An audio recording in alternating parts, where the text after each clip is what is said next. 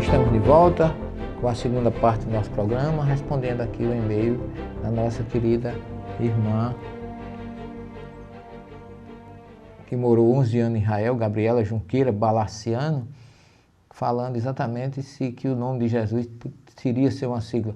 Coincidentemente, vem com essa sigla. Agora, eu queria comentar com você o seguinte: qual é o interesse que o judeu tinha de matar Jesus?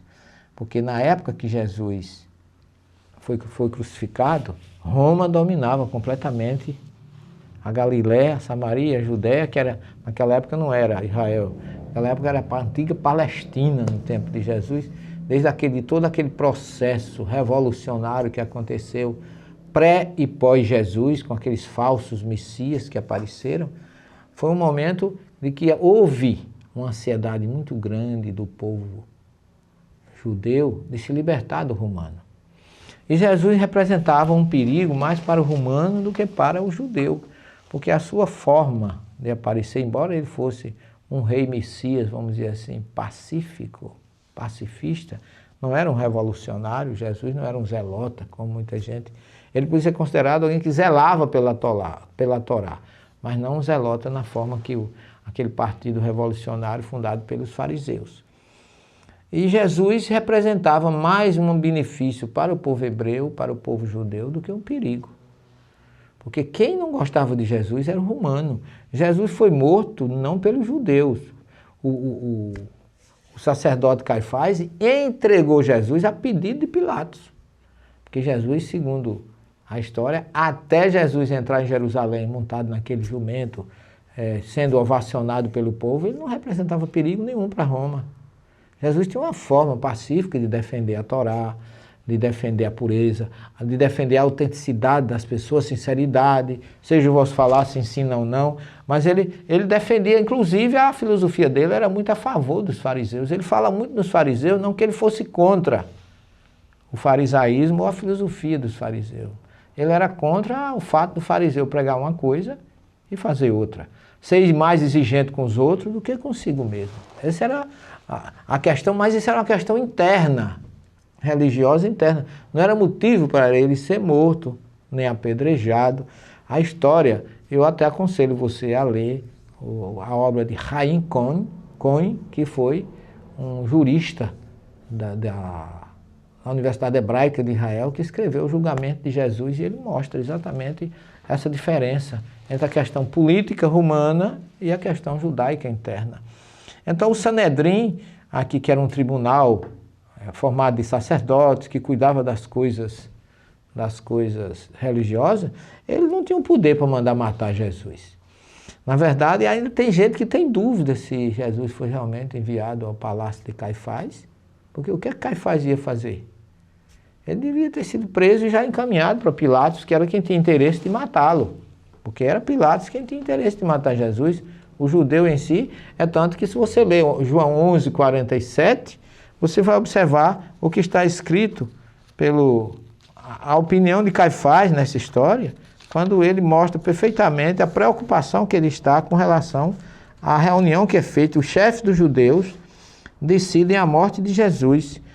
Muitos dos judeus que tinham vindo à casa de Maria, tendo visto o que Jesus fizera, acreditaram nele. Mas alguns dirigiram-se aos fariseus e lhe disseram o que Jesus fizera. Então os chefes dos sacerdotes e os fariseus reuniram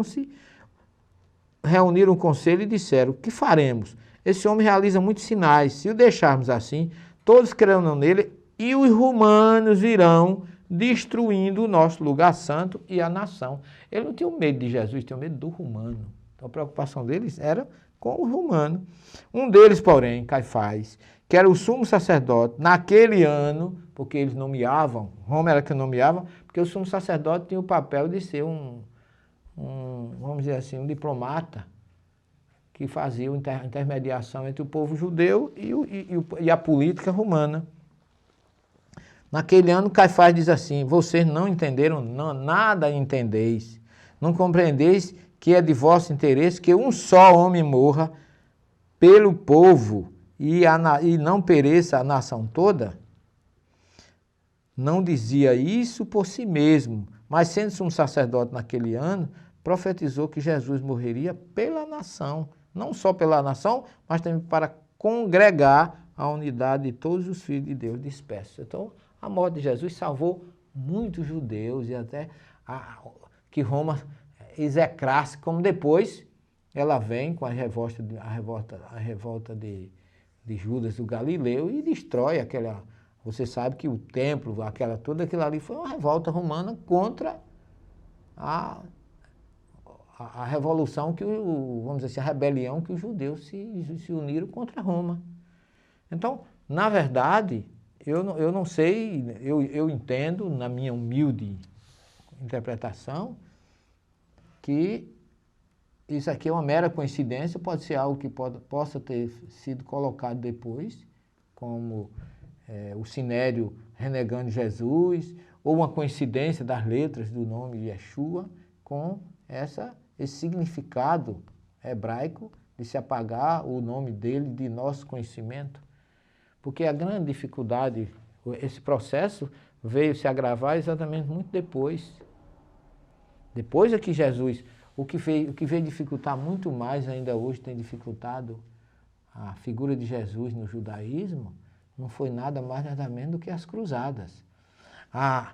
O judeu acha que as cruzadas representavam o cristianismo, mas as cruzadas representavam a vontade da Igreja Católica.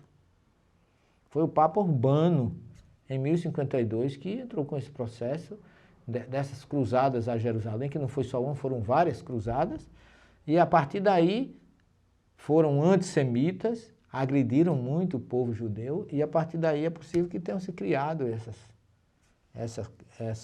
esse estigma em torno de Jesus, porque eu não vejo nenhum motivo porque o Sinédrio teria tanta raiva de Jesus. Do ponto de vista religioso, as afirmativas de Jesus, ele inclusive era muito conveniente, dizendo que não veio destruir a Torá nem os profetas, ele estava ali para aperfeiçoar, para ensinar um Deus amor e não aquela visão de um Deus que castigava, o Deus dos exércitos. Essa é a questão. Então eu acho a tua colocação muito excelente para a gente trocar ideias, minha querida Gabriela, e lhe agradecer realmente o carinho do seu e-mail e me colocar à sua inteira disposição e dizer para você, como se diz lá no judaísmo, ou no hebraico, Toda Rabá, Ani Sani Meod, Ani Samer Meod, Vele Hitraot. Nachon? Toda Rabá. Muito obrigado e até a terceira parte do nosso programa, que voltaremos já com mais um e-mail. E se você tiver mais alguma observação, pode enviar, que nós estaremos aqui muito felizes em poder ser útil a você.